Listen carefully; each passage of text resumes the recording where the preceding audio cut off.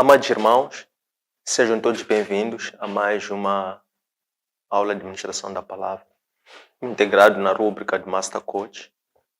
Este que tem como fito partilhar ou difundir a boa nova e a Cristo enquanto o mistério do plano de Deus. Nós pretendemos assim, por via destas últimas leituras ou reflexões ou meditações, invocar as epístolas, os sermões, todo o conjunto de informação ou de material teológico que passou a constituir a teologia de Paulo e seus seguidores, que eram dirigidas às várias comunidades que eram as novas igrejas que Paulo, enquanto missionário, ia fundando. Com o andar do tempo e com o crescimento dessas mesmas igrejas, membros, comunidades, começou a surgir naturalmente algumas dissuasões, algumas diferenças, algumas variações no que concerne a interpretação dessa mesma teologia, bem como da doutrina que deveria ser o meio termo que poderia mediar as variações que existiam. Paulo, enquanto apóstolo, o fundador dessas mesmas igrejas, ele tinha ainda a obrigação de cuidar ou de velar ou de supervisar ou assegurar com que estas comunidades andassem no caminho da verdade. Pois é assim que, se nos recordarmos, ele, uma das cartas das epístolas que fez à comunidade de Coríntios, ele dizia que sentia muitos ciúmes por aquele povo, porque aquele povo, passado pouco tempo depois de ele ter saído, havia dado ouvidos a falsos sermões, doutrinas, dogmas, falácias, e que ele tinha como compromisso conservar aquele povo, enquanto que um pai que tinha o compromisso de conservar a fidelidade e a pureza da filha que aguardava a chegada do noivo para vir casá-lo. Então, nós hoje, dando continuidade a esta série de reflexões, queremos também trazer este tema, que são temas que são perenes, porque eles contribuem muito para a reflexão da igreja, que somos nós nos dias de hoje, e que também nos ajuda a manter-nos centrados na verdade, isto é, adotar a cristocentridade. Então, para o tema de hoje, temos a igreja, um mundo novo em Cristo. Este tema vai ser refletido à luz do livro de Efésios, que é atribuído, a sua autoria é atribuída em parte ao apóstolo Paulo. Vou falar um pouco sobre isso, mas vamos refletir nos trechos ou no extrato que vai desde o capítulo 1, versículo 1 a capítulo 3, 21. Em termos de composição desta reflexão, vai ter quatro partes. Essas 4 partes vão cobrir esses 3 primeiros capítulos do livro de Efésios. A primeira parte vai ser bênçãos de Deus em Jesus Cristo, onde ele anuncia as bênçãos espirituais, nomeia e descreve essas bênçãos. A segunda parte vai ser os salvos. Quem são? São os gentios que foram salvos por meio de Cristo. A terceira parte vai ser esta união, este que é um mistério do plano de Deus, que foi a união entre os judeus e os gentios que foram unidos pela cruz. E a quarta e última parte vai ser quando ele enuncia o mistério do plano de Deus. Não o mistério da pessoa de Cristo, mas sim o mistério da forma como Cristo opera ou age na própria igreja. Ou o mistério de Cristo por intermédio da igreja. Em termos de autoria, conforme estava aqui a enunciar, pelo estilo de literatura e também pelo estilo de pensamento vertido nessa mesma escrita, entende-se que este texto, este livro, tenha sido de autoria de um dos seguidores ou de um dos discípulos de Paulo, e não propriamente do próprio Paulo. Nas saudações, que é na entrada, na saudação inicial, ele apresenta-se com a saudação habitual das epístolas. Entretanto, a forma e a descrição deste livro se parece mais um sermão e não necessariamente uma carta, porque ela não é dirigida a uma única comunidade específica. Ela é sim dirigida como um sermão a várias comunidades, e ela pode ser adotada como um rito de Eucaristia, nomeadamente um rito para o batismo, pela forma como ele descreve como esse sermão descreve esta teologia paulina. Se nós quisermos fazer agora uma ligação com o último tema, nós na sessão passada falamos sobre o livro de Gálatas, ou a carta, a epístola do apóstolo Paulo à comunidade dos Gálatas, também na Ásia Menor. Gálatas, que é agora o atual território da Turquia. Na última aula, nós, neste trecho do Gálatas, nós vimos em específico quando o apóstolo Paulo defendia que há um só evangelho, que é o evangelho puro, que é aquele evangelho que ele havia apresentado àquela comunidade. Para além disso, ele discorreu, dando a conhecer ao povo os mistérios, os muitos sofrimentos pelos quais ele teve que enfrentar por conta desse mesmo evangelho. E ainda ele termina a reflexão do trecho que nós vimos na aula passada sobre essa epístola à comunidade de Gálatas, recomendando a que o povo se voltasse tão somente à cristocentridade e que todas as coisas fossem nele plenamente cumpridas. Hoje vamos então voltar para Efésios e vamos entrar propriamente já para o início formal do conteúdo da aula de hoje. Então, ele inicia com a saudação habitual, dizendo Paulo convertido, chamado com o beneplácito, com a glória do Deus Pai, que por intermédio de Deus Filho Cristo havia o ressuscitado juntamente com Cristo dos mortos, porque ele era antes um judeu devoto, um judeu sincero, um judeu zeloso com a lei, mas que era assim morto para a revelação, para a descoberta das revelações vertidas no mistério do plano de Deus. Então, de seguida, ele começa por anunciar ou por dar as bênçãos, ou ainda dizer, melhor dizendo, bendito seja Deus, Pai do nosso Senhor Jesus Cristo, pelas bênçãos espirituais em zonas celestiais em Cristo. Na Bíblia Romana Apostólica não faz menção às zonas celestiais em Cristo, somente diz bênçãos em Cristo. Mas na Bíblia Protestante diz bênçãos espirituais em zonas celestiais em Cristo. O que é que nós queremos com isso dizer? Ele estava aqui a referir-se a todo um conjunto de bênçãos que Cristo trouxe com a sua chegada ou seu envio. Começa por dizer que a primeira bênção foi a bênção em si da ressurreição dentre os mortos. E depois foi a bênção em que, por intermédio de Cristo, também nós fomos convertidos e fomos tornados filhos, ou tomamos posse e passamos a ser herdeiros também, juntamente com Cristo. Refere-se também à bênção da purificação por intermédio do sangue de Cristo. Refere-se também à bênção de podermos levar ou pregar o Evangelho ao conhecimento de mais pessoas, que é a dispensação da graça. Refere-se ainda à bênção que é o amor que une a igreja, isto é, une os membros da igreja uns aos outros e une esses membros a esta mesma igreja. E esta união dos membros com a igreja e da igreja, que é o conjunto de membros com a igreja e da igreja com o próprio Cristo. Esta união que é a forma como esta bênção do amor, que foi plenamente revelada em Cristo, se operacionaliza. Então, ele depois desenvolve dizendo que estas bênçãos, portanto, são voltadas para fundamentar e exaltar a igreja, porque esta igreja passa a ser edificada sobre os fundamentos dos apóstolos e dos profetas.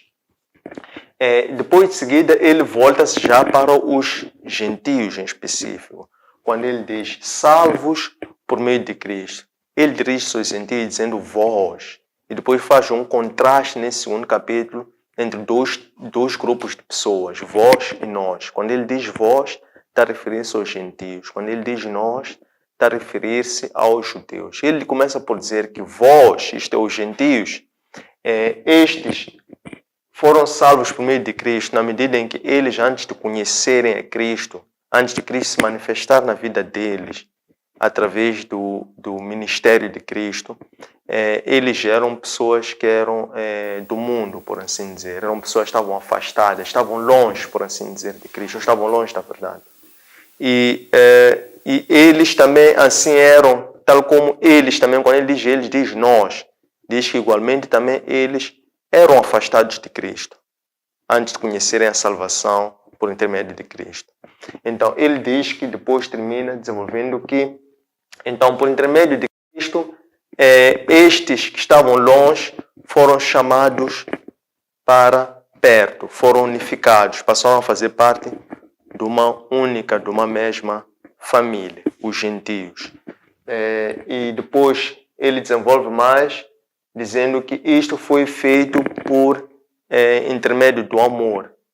Do amor. Este amor manifesta-se através de Cristo, que ele perpassa ou transfere este amor para a igreja, que é a igreja que acolhe os gentios. Então, qual é o papel da igreja aqui? Aqui já queremos entrar num momento muito importante. Disse que Cristo é o príncipe da paz.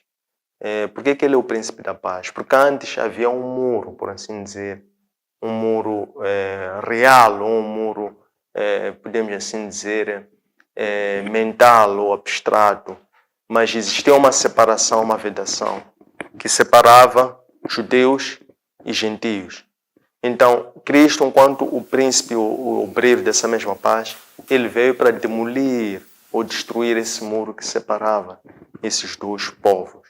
Então, a igreja nos dias de hoje tem esse papel de liderar os processos de edificação da paz ou de pacificação, da união dos diversos povos. Então, é a igreja que assume este papel. É a igreja quem são? Somos nós.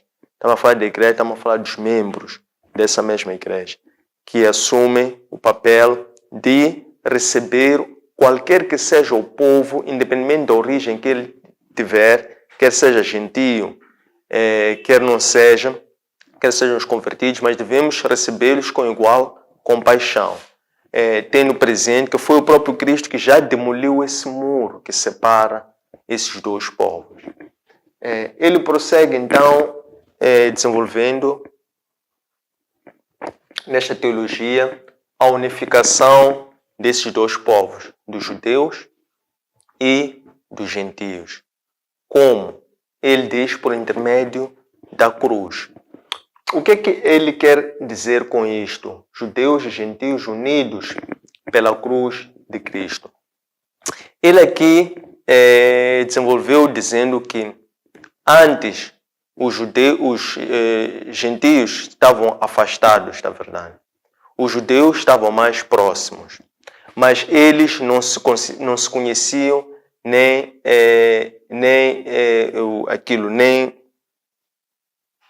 participavam da mesma Eucaristia.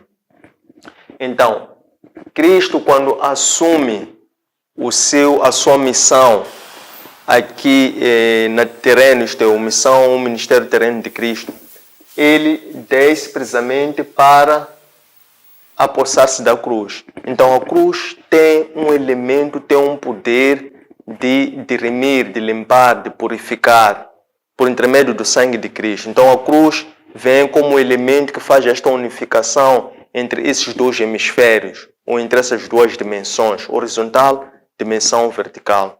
Faz uma unificação. E depois esta unificação resulta num homem novo. Ele chama o novo homem que surgiu. Então já não existia judeu, já não existia gentio, mas existe um novo homem que foi remodelado por inerência desse mesmo Espírito. Então é o Espírito que emergiu da cruz, esta cruz que Cristo carregou, que Cristo assumiu enquanto uma missão. Entretanto, referindo-se a este novo homem que foi modificado, que foi remodelado por inerência de um espírito, este espírito atua a diversos níveis. Primeiramente, ele diz que este espírito atua a nível pessoal. Quando há uma transformação dessa mesma pessoa, por intermédio do sangue de Cristo, esta pessoa nasce, há aqui o rito de purificação. Porque se no Antigo Testamento a expiação era por intermédio de um sacerdote e de sangue. Então é nesta cruz, é por intermédio do sangue de Cristo, que há este novo homem que é transformado por este Espírito. Esse Espírito também atua a nível da igreja. A igreja é o seio pelo qual esses povos, agora unificados, passam a coabitar e, movidos por esse mesmo Espírito, eles manifestam o amor uns com os outros, o suporte uns com os outros e ajustam-se uns com os outros. Aqui neste ajustamento importa dar alguma atenção ao que é que ele quis referir-se. Ele diz que por excelência os membros ou as pessoas, por natureza e por excelência, são diferentes. São diferentes, mas a diferença em si não é um fim. A diferença é necessária. Por quê?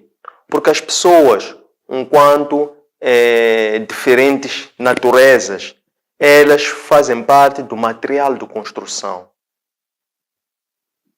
Vamos acompanhar. As pessoas, enquanto seres diferentes umas das outras, elas são levadas e são aperfeiçoadas quando as pessoas são transformadas em material de construção e passam a ser material de construção de um edifício espiritual. Este edifício espiritual que é a igreja. É como se fossem blocos. Quando vocês estiverem a ver uma construção, vocês veem os blocos, eles são encaixados, assentados uns após o outro, e depois eles são aperfeiçoados pela massa que vai sendo posta.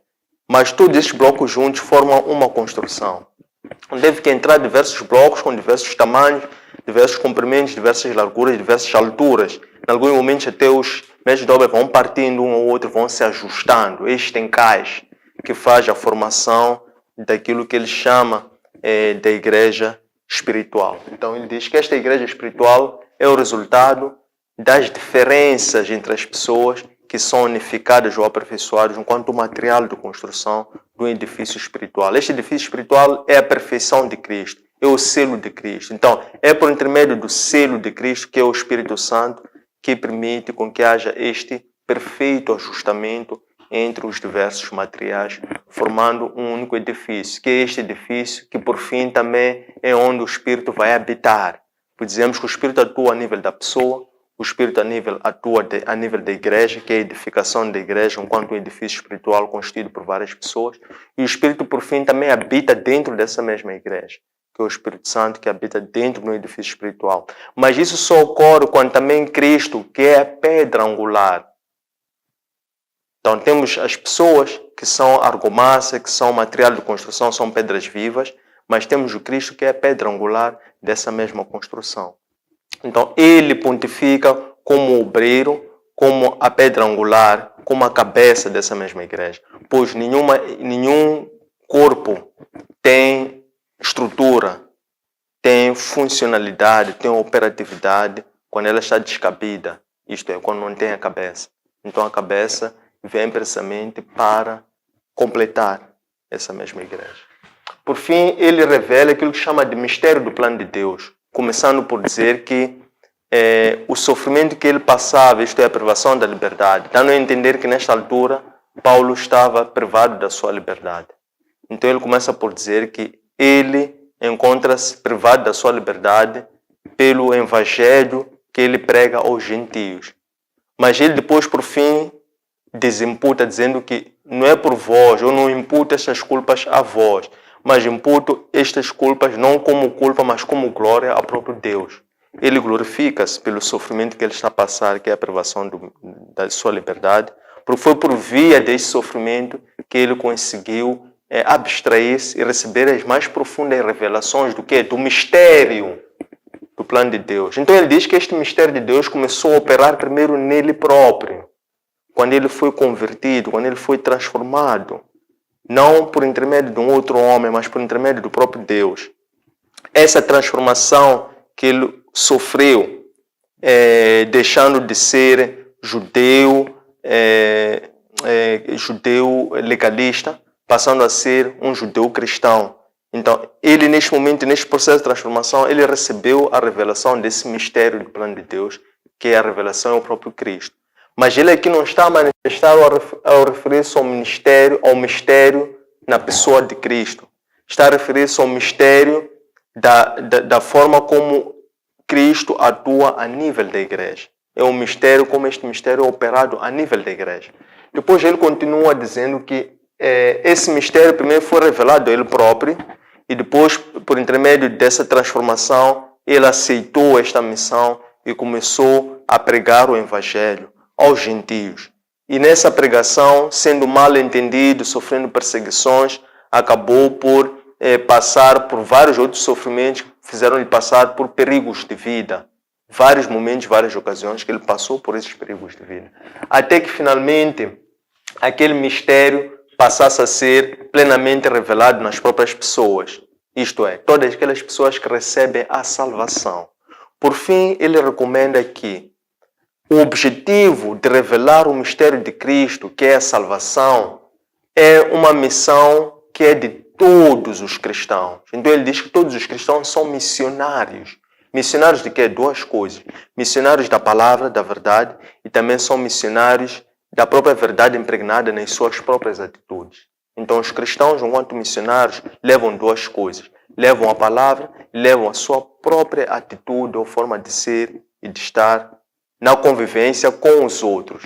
Então esse mistério que agora, por último, é um objetivo de toda a igreja, porque este mistério é revelado na igreja, já não é um mistério na pessoa de Cristo. O mistério na pessoa de Cristo foi o que transformou o próprio Paulo, para que ele sofresse por intermédio desse mistério, essa transformação. Depois dele sofrer essa transformação, ele aceitou a missão e começou a pregar o evangelho para os gentios, passando por vários tipos de sofrimentos. E ele depois diz que agora que esta palavra, que é a salvação, chegou às igrejas, então este mistério de Cristo começa a manifestar-se na própria igreja. Como? Por intermédio das pessoas que são os membros dessa mesma igreja. Estes é que têm, por último, então, o objetivo de levar a salvação ao conhecimento de todas as pessoas, enquanto nós, que somos os membros da igreja, formos missionários da igreja ou missionários de Cristo. Tendo chegado a este ponto, abre-se a sessão aberta a questões, comentários, dúvidas, sugestões, para podermos aprofundar esta conversa. Obrigado. Boa noite, irmãos. Obrigado. Eu tenho uma questão que, quando leio a Bíblia, não acabo de entender melhor. Esse é o tempo para eu aproveitar também o esclarecimento. É o seguinte: como que surge os dois? Como que surge dos dois que são gentios e judeus? Se no princípio Deus fez Adão e Eva e todos nós viemos desses dois. Obrigado. Boa noite, irmãos. Segundo as Escrituras Sagradas, nós, os homens, somos a igreja hoje em dia. E segundo as Escrituras Sagradas, cada um de nós somos diferentes. Como é que podemos associar essa diferença hoje em dia com os nossos líderes mundiais?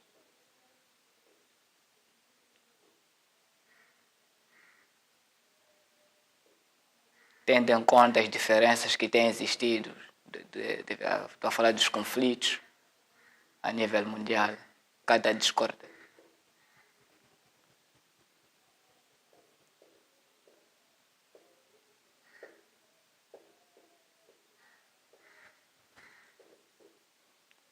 Isso, para ultimar. E como é que podemos olhar os nossos líderes mundiais? Será que eles estão para edificar a igreja de Cristo?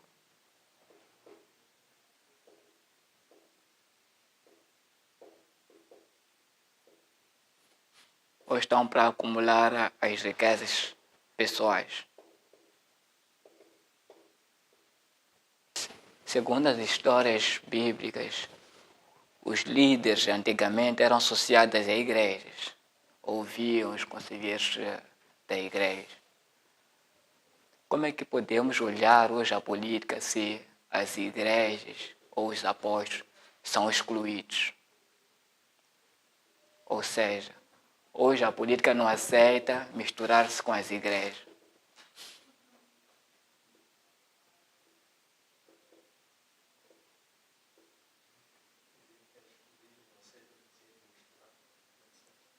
Sim, hoje em dia os políticos não aceitam misturar a política com as palavras. Sim?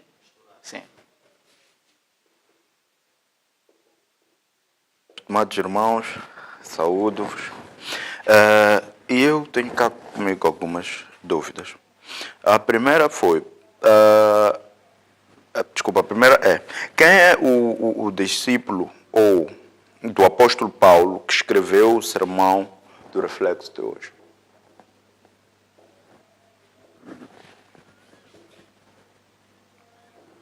Desculpa, reflexo ou reflexão. Desculpa. E qual é o sermão que pretendia transmitir-se através desta epístola?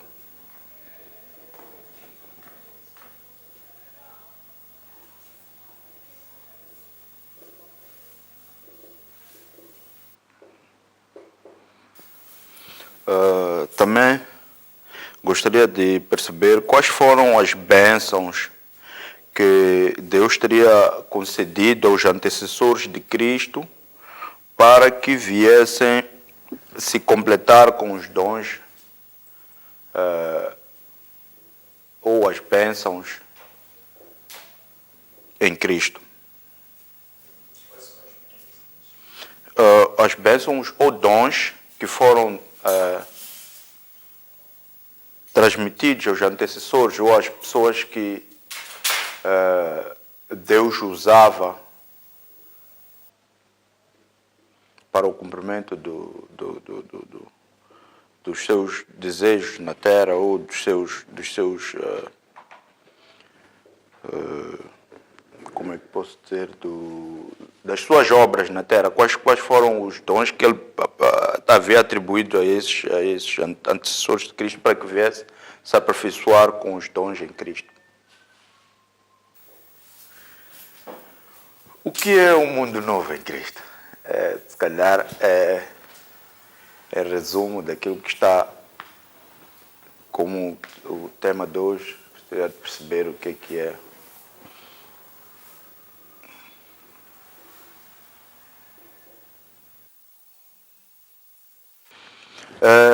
Judeus e gentios unidos pela cruz de Cristo. Eu gostaria de saber que nos dias atuais, qual é a união que representa a cruz aos cristãos atualmente? Qual é a união?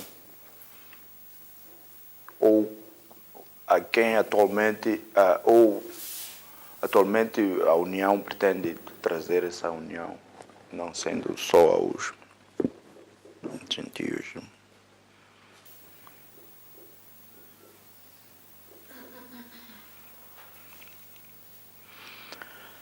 Portanto, para a criação de uma igreja universal é preciso que todos estejamos alinhados como blocos de material de construção.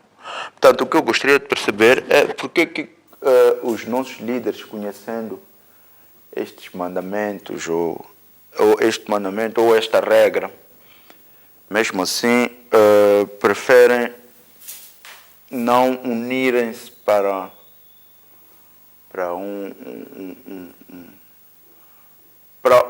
um espalhar do Evangelho pelo mundo mais robusto. Eu gostaria de perceber, e essas mesmas igrejas ensinam o amor. Eu gostaria de perceber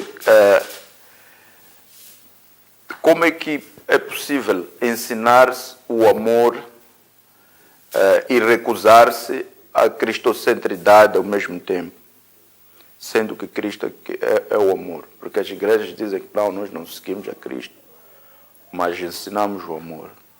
Portanto, eu gostaria de perceber como é que isto é possível se o próprio Cristo é o amor. Estimados irmãos, amada igreja, unida em Cristo, obrigado pelas 12 questões que foram aqui colocadas e vamos então passar para a fase seguinte, após a sua colocação, para podermos interagir, dando a conhecer quais são as respostas ou caminhos ou luzes ou soluções para estas indagações da Igreja, da Assembleia como um todo. A primeira destas se no princípio Deus criou Adão e Eva, como é que depois surgiu judeus e gentios? Pronto, quando Deus criou, fundou o mundo, chamou o primeiro homem Adão, depois da sua costela Eva. A estes, ele recomendou-os para que eles se multiplicassem, fizessem semelhantes. Então, assim começou esta frutificação e expansão da raça humana aqui na Terra. Até que o Senhor celebrou a primeira aliança com Abraão. Aquilo foi chamado de aliança no pacto de sangue, ou aliança eterna, aliança patriarcal, em que Abraão passou a ser um patriarca. E na base desta aliança ficou estatuído que o Senhor haveria de abençoar Abraão e toda a sua descendência do Abraão. Então, esta linhagem do Abraão é a linhagem do povo eleito, da geração do povo eleito, eleito para serem beneficiários ou herdeiros desta aliança que Deus tinha feito com Abraão. Então, a partir daqui, passou a haver esta subdivisão entre os eleitos, os chamados, os da linhagem de Abraão, os descendentes desta herança, e os que não são descendentes desta aliança passaram a ser designados de estrangeiros ou de gentios. Segunda questão, como é que podemos assimilar as diferenças,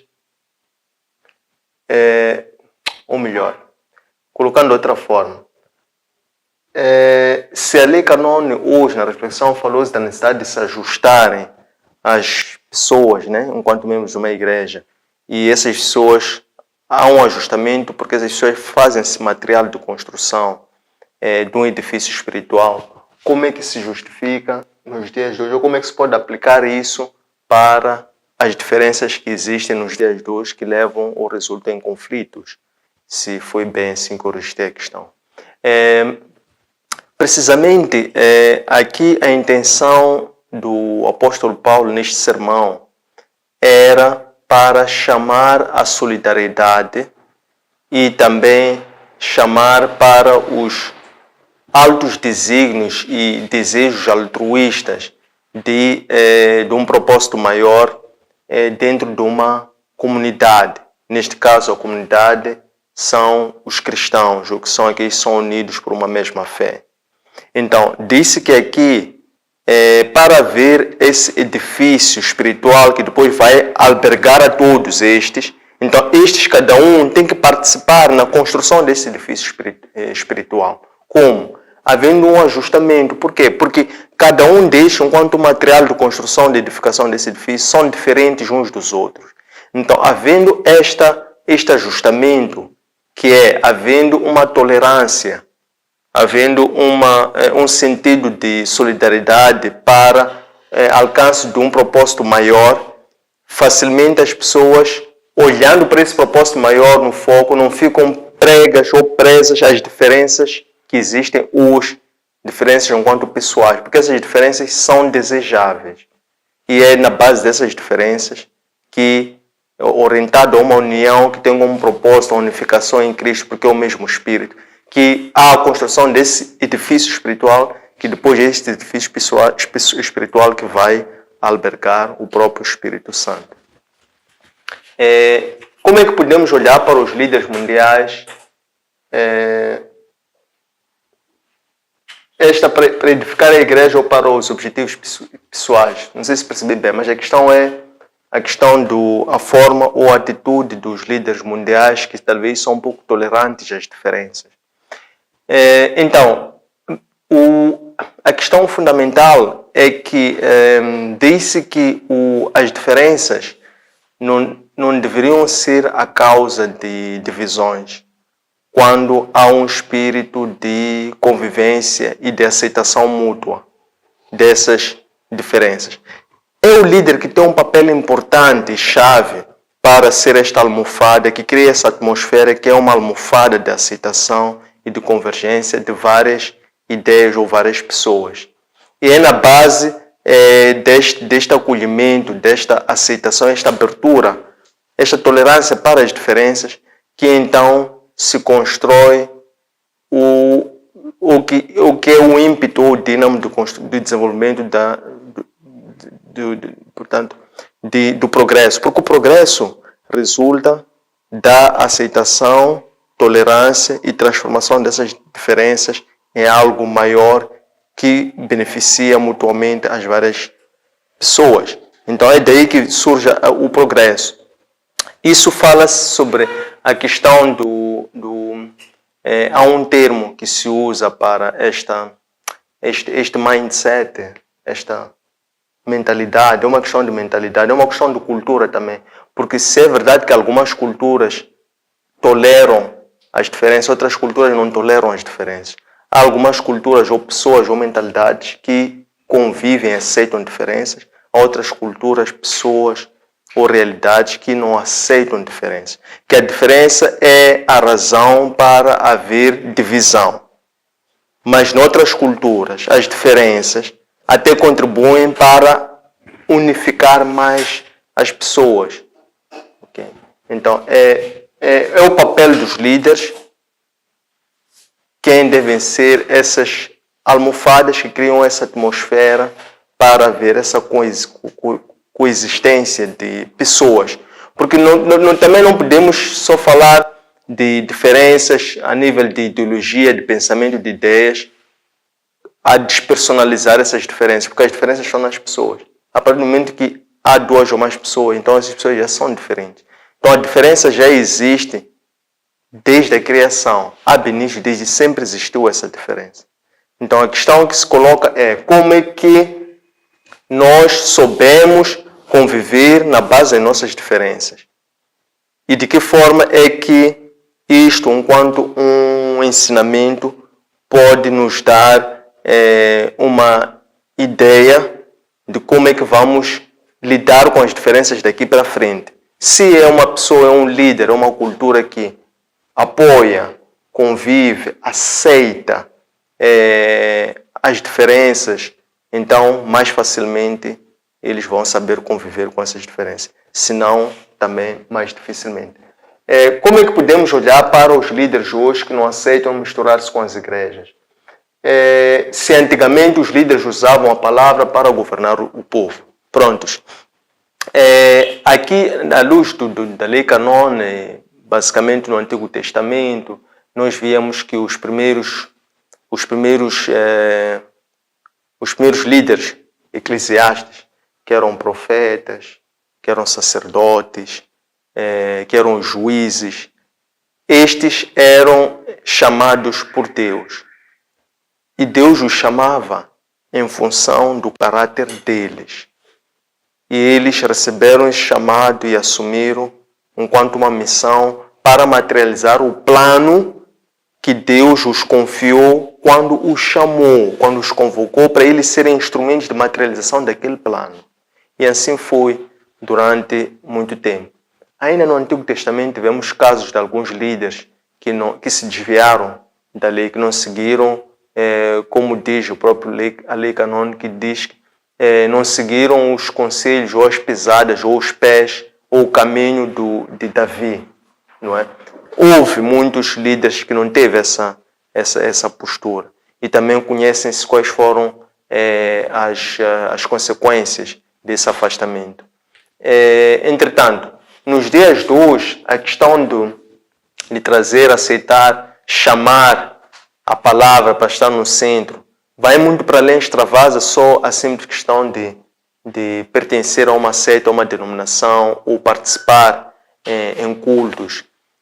Vai mesmo para o nível da forma como a pessoa manifesta. Porque nós dissemos que o cristão, enquanto um missionário, ele leva duas coisas. Leva primeiro a palavra e leva também a sua atitude, a sua postura, a sua forma de ser e de estar. Esses dois elementos contribuem para o cristão, enquanto missionário, ser um veículo de salvação do mundo, ser a igreja como tal.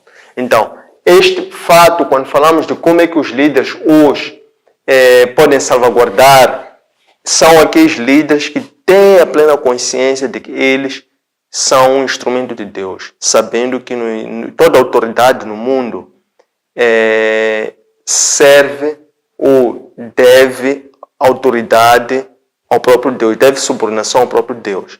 Qualquer que seja a autoridade, hierarquicamente, quer seja a nível político, econômico, social, qualquer que seja a autoridade, qualquer que seja o líder, qualquer que seja a pessoa, num plano mais extremo e sendo o mais extremista possível, disse que ainda que nós devamos o imposto, a taxa, basta nós nascermos, adquirirmos os direitos enquanto cidadão de um certo país, então somos obrigados a cumprir com as leis ali impostas. E quando olhamos para a lei fiscal, há sempre impostos, há sempre taxas que estão adstritas, só o fato de sermos cidadão.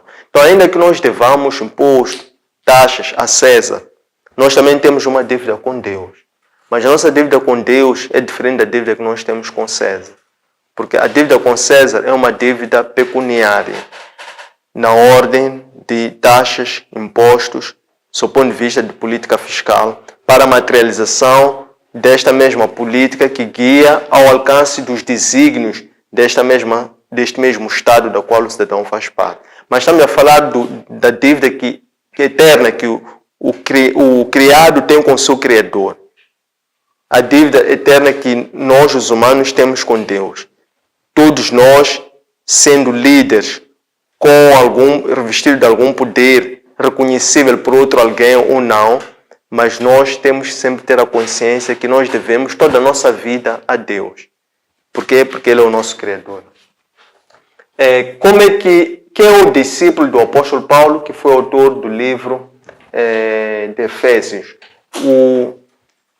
Não é referido o nome deste autor que escreveu esta epístola, que é mais um sermão do que uma epístola propriamente dita. Mas há características próprias, segundo dois aspectos. Primeiro é o estilo da carta, quer desde a saudação, quer desde a forma como é descrito esta mensagem. Então, segue o estilo das cartas paulistas, da teologia paulista. E também o pensamento que contribui também para a teologia paulista, ela alinha suas justas à linhagem de Paulo. Então é daí que entende-se que, não tendo sido Paulo, porque Paulo, nessa altura, data-se que mais ou menos isto tenha sido escrito nos anos 80 depois de Cristo. Então, por uma questão da data, precisão da data, e também por uma questão de onde é que estaria Paulo por essas alturas, é daí que se assume que essa carta, em termos de autoria, tinha sido de um dos discípulos de Paulo, não propriamente do Paulo. Qual é o sermão que pretendia transmitir por intermédio desta epístola? Bem, a mensagem, dentre várias, que se pretendia transmitir era a questão da salvação, que agora já não era exclusiva para os judeus. Quando fala de um novo homem, que é um homem que foi chamado ou convertido por um espírito. Então, este é que era a mensagem principal. Portanto, este mundo novo da parte da igreja, né? Esta igreja já é um novo mundo, mas um novo mundo agora revestido ou constituído em Cristo. Porque é por intermédio de Cristo que foi a plenitude do plano divino de salvação, que veio a descaída do Espírito Santo por intermédio da graça. Então, é precisamente este novo homem que é o centro deste sermão. Quais são as bênçãos ou dons transmitidos aos antecessores de Cristo para que viessem se aperfeiçoar em Cristo? Então, antes de Cristo, Deus manifestava-se e de uma forma muito profunda e direta na vida das pessoas, por intermédio da lei, por intermédio dos profetas. Então, esta foi a forma principal com que o Senhor se manifestou e interviu diretamente na humanidade, na salvação, na condução da humanidade para a sua salvação, durante este período que antecedeu a Cristo. Portanto, até Abraão, de Abraão até Moisés, período de 430 anos, foi por intermédio do Pacto da Aliança, depois foi por intermédio da lei, desde Moisés até a chegada de Cristo. Então, Cristo veio para aperfeiçoar, quer o que a lei e os profetas diziam. Ele trouxe um novo mandamento, trouxe uma nova reformulação. Reformando a lei, isto é, a lei mosaica, que tinha 10 disposições, 10 cláusulas, foi reformada numa única cláusula. E depois, referindo-se aos profetas, ele veio para cumprir grande parte das profecias ou grande parte dos oráculos que os profetas haviam pré-anunciado, prefigurando ele como o epílogo desses profetas, isto é, ele como o profeta dos profetas, ou ele como sendo a verdade revelada pelos profetas, ou até ele prefigurando agora como a sabedoria encarnada de Deus. O que é um mundo novo em Cristo? Um mundo novo em Cristo, este é um mundo que é fruto do novo homem. Ou melhor, este novo mundo em Cristo é o que gera este novo homem. Este novo homem que é um novo homem imbuído, movido por um espírito. Então, um mundo novo em Cristo é um mundo em que foi fundado pelo príncipe da paz, que é o próprio Cristo. Então, Cristo, enquanto príncipe da paz, ele veio pacificar e unificar os judeus e gentios para que eles passassem a ser um novo homem e não dois povos ou dois homens distintos. Questão número 9. Qual é a união que representa a cruz para os cristãos hoje? A cruz para os cristãos hoje representa a libertação. Libertação como e do quê? Libertação da escravidão. De quem? Gentios. Porque os gentios não conheciam a libertação, não conheciam a Cristo. Não tinham a promessa da salvação, porque a promessa da salvação era exclusiva aos gentios. Então, por intermédio da cruz, a cruz foi, por intermédio do sangue que resultou desta mesma cruz, foi este sangue que veio pacificar esses dois povos e veio nos libertar da escravidão que nós vivíamos até então. Por essa razão é que hoje o povo de Deus, o povo purificado, o novo homem, hoje celebra a Páscoa com duplo sentido. Primeiro, celebra a Páscoa como a libertação da escravidão, e a escravidão para nós, enquanto gentios, esta escravidão que veio com ele enquanto Cordeiro Pascal. Então, a Páscoa que nós celebramos hoje é por ele ter nos libertado desta escravidão, ele enquanto o Cordeiro Pascal. E segundo, também celebramos a Páscoa como uma forma de glorificação no trono ou na glória eterna do Senhor, uma forma de adoração e de louvor ao Senhor na glória eterna futura junto ao Senhor. Então, tem um caráter dinâmico. É uma libertação, é uma festejo, é uma alegria, é uma celebração. A Páscoa é uma celebração. A Boa Nova é uma celebração. O Evangelho é uma alegria. É uma alegria porque é uma festa de quê? Duplo sentido, do passado e do futuro. Passado, presente e futuro. Então, é uma dinâmica aqui. Isso por causa da cruz. Por que os nossos líderes preferem não se unirem para o mesmo Evangelho? Eu penso que esta questão encontra um pouco semelhança com as anteriores, mas a questão da tolerância, por que eu repito a questão da tolerância? Porque os líderes, eles são vetores, e como tal, eles são agregadores de ideias, pessoas, pensamentos, ideologias, e ele próprio também por si, ele também é um agregador de ideias, porque ele também entra em conflito com ele próprio, com as várias pressões que ele sofre, internas e externas. Então, o líder, enquanto este vetor, eles, através do Evangelho, através da igreja, é uma forma de eles trabalharem o mindset. Disse que uma das formas dos líderes poderem se manter tranquilos, tolerantes, benevolentes, justos, é através da prática do mindset, nomeadamente orar, meditar, meditação transcendental, meditar na palavra sagrada, fazer exercícios físicos de intensidade baixa. Há várias atividades que o líder deve executar, primeiro para trabalhar ele próprio e depois para também ele poder se melhor relacionar com as outras pessoas. Este é o papel da igreja, No entanto, que uma igreja física, que é o local que vai congregar diversos membros, mas também o papel da igreja espiritual, que enquanto líder, enquanto ele, a própria igreja, ele enquanto membro, ele pode trabalhar a sua espiritualidade dessa forma para que ele possa estar em equilíbrio com ele próprio e com os outros. Como é possível ensinar o amor e rejeitar a cristocentridade se o próprio Cristo é o amor? Isso é por causa dos... Referia-se eventualmente a algumas igrejas que ensinam sobre o amor, mas rejeitam a cristocentridade. É contraditório. É contraditório porque o amor, no seu sentido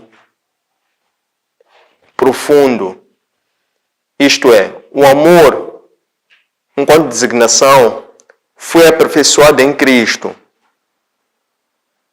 Quando dizemos Cristo é amor, temos que perceber, mas por que Cristo é amor? O que é esse amor em Cristo? Então, é este amor que eu estou aqui a designar. O amor vai muito para além de ser justo ou colocarmos-nos no lugar do outrem. Isso é empatia. O amor que se refere em Cristo extravasa a empatia. É muito mais do que empatia. Porque se a pessoa é justa, não está a fazer mais do que a sua obrigação. Mas se a pessoa tem a capacidade de se colocar no lugar do trem, isto que é compaixão, aí já está a manifestar o amor que Cristo ensinou. Cristo é a expressão do amor. Porque por que ele é a expressão do amor? Cristo em si ele é o amor. Mas por que Cristo é amor? Porque Cristo, ele veio para cumprir uma missão. Que missão é Cristo veio cumprir? Cristo veio cumprir uma missão da aliança que o próprio Pai, o Criador, tinha feito com a humanidade, com todos nós. Então, este amor que foi manifesto em Cristo é o amor do Pai para conosco. E esse amor do Pai para conosco foi manifesto em Cristo, em que o próprio Cristo veio doar-se a sua própria vida. E depois disso, então, ele doando-se a sua própria vida, nós passamos a ser co-herdeiros de Cristo. Isto é, aqueles que aceitam Cristo e aqueles que são movidos pela fé, passam a ser co-herdeiros. Dessa forma, eles são guiados pelo Espírito Santo a poderem manifestar este amor para a igreja, edificando uns aos outros e manifestando os dons, o carisma para a edificação mútua da igreja, para a edificação uns dos outros. Então, é por um lado controverso falar de amor se não trouxermos Cristo, sobretudo no seio de uma igreja, porque Cristo, ele enquanto a expressão do amor, tendo da sua própria vida, ele veio ensinar-nos a dar tudo. Então, para Cristo e em Cristo, o amor de Cristo manifesto pela igreja é um amor pleno, total, completo, não um amor em partes. Cristo, ele assim veio doar-se por inteiro, veio dar a sua própria vida.